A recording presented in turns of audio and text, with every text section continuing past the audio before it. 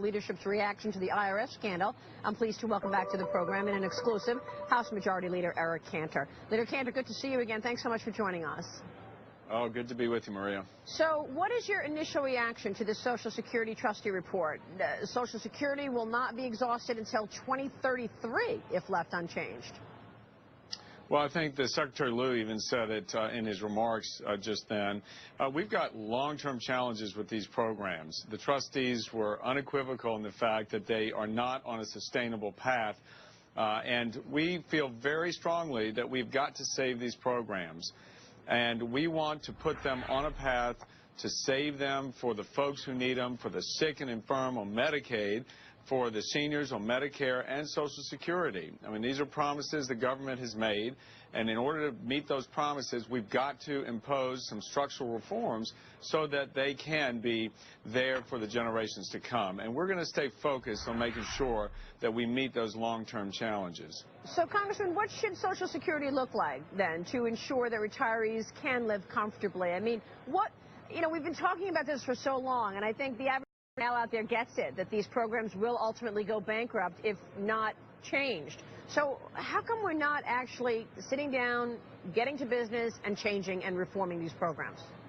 And that's been the real frustration, because as you know, Maria, the House majority has yearly now proposed changes to these entitlement programs so that we can address the unfunded liabilities that continue to accrue. I mean, the reality is we have 10,000 people a day in this country that turn 65, and they become eligible for Medicare, right? And we don't have a control on our health care costs. Many of us believe that Obamacare is going to aggravate that scenario even more. And so we're about trying to address the problem so we can force a structural reform so the people that need these programs can have them. And we want to save these programs and facilitate real economic growth. I think you've reported on many occasions, Maria, the markets are looking for Washington to actually work together and solve problems, and that's what we're trying to do. Absolutely. Yeah, so let me switch gears. There's no shortage of scandals going on right now in Washington. You have vowed to investigate the scandal with the IRS audits targeting conservative groups. Should it be investigated in the House, or should there be an independent counsel to do this? Well, you know, the House committees are doing an excellent job in sticking to the facts and trying to get the answers that the American people deserve. Our Ways and Means Committee Chairman Dave Camp, our Oversight Committee Chairman Darrell Issa, their committee members have been hard at work taking a look at this instance, what I think have really struck Americans as something totally unacceptable. And if you think about it, Maria, Americans, I believe, accept the notion that if a president of a certain political party is elected, that president is going to try and promote his policy agenda. However, when you see a president administration using a neutral instrument like the IRS to go after and discriminate against political opponents, that is not what we do in America. And I think we'll get to the bottom of this, but at the same time, I think the American people are looking for us to focus on the #1 issue, which is a growing economy. We need to get this economy back onto a growth path. We need to be about putting more people back to work and doing the kinds of things that we're trying to do every week in the House to make life work for people so that they can see a brighter future. Now, we know that Lois Lerner took the fifth. I mean, where does that go from here? You know, if she's going to take the fifth and not give any information in terms of what's behind this and who directed the people to target these conservative groups, how are we going to learn anything? Well, you know, I think that there is a broad sort of spectrum of individuals, unfortunately, that seem to be they're not coming forward yet, but there are a lot of discussions about how far this type of activity went. But as far as Ms. Lerner is concerned, you know, she owes the American people answers. She works for the taxpayers. If she can't provide those answers, then we ought not be paying her, and she ought not be working for the American people. Right. So should she get immunity to make sure she talks up and tells us what went on? You know, I'm not prepared to go there, Maria. What I'm saying is we need to get to the bottom of this. The American people do want the answers. House committees are well equipped to uncover these.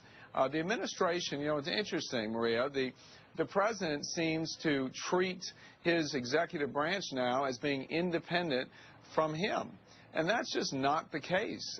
You know, he is trying to say that he's disconnected to these agencies and to the actions of the IRS and others, when the fact is that this is his IRS. This is the Obama IRS. And, you know, it seems that if he's connection and focus to this, really, I believe he's lost focus on the real priority, which is jobs and the economy. It's about governing.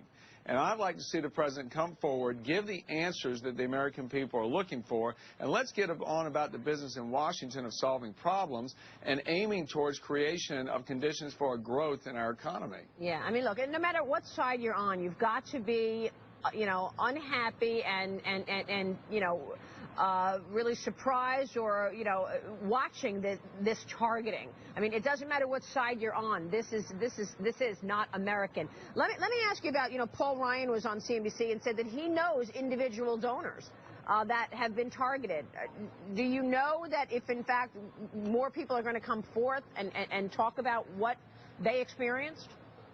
Well, you know, I know individual donors who have said they've been targeted. I know here in Richmond, Tea Party groups that were targeted.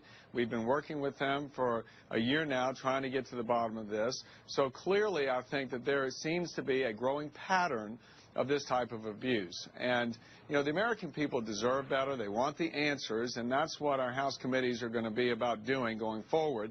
Get the answers, at the same time focus on economic growth and our jobs agenda. That's what the American people are looking for. And real quick, Congressman, before we let you go, you know, there's a debate on what the second half of the year will look like in terms of the economy. Will the sequestration hit the economy in the third quarter and the fourth quarter? Are you expecting things to slow down later on in the year or ramp up? Because we're hearing both sides here from different economists. Well, you know, the sequestration is in place, and there was a lot of scare tactics employed by the president and the administration as far as it was concerned, and I think yet to be realized. And clearly, there is an imperative in Washington to live within our means, just as working families and small businesses do every single day. And I think it is in that spirit that we can work together, learn how to do more with less. I mean, the reality is we cannot continue to accrue the type of debt that we are and incur the deficits that mount the debt. And we can't do that anymore, and we know that. So hopefully we can all work together towards resolving these problems. We talked earlier about the entitlement situation. The discretionary number, you know, will continue to abide by those sequester levels. Right. And unless we can get some kind of transformative change in attitude by this administration to deal with the real underlying problem of the deficit, which are the entitlement programs. Right. Congressman, always wonderful to have you on the program. Thanks so much. Thanks, Maria.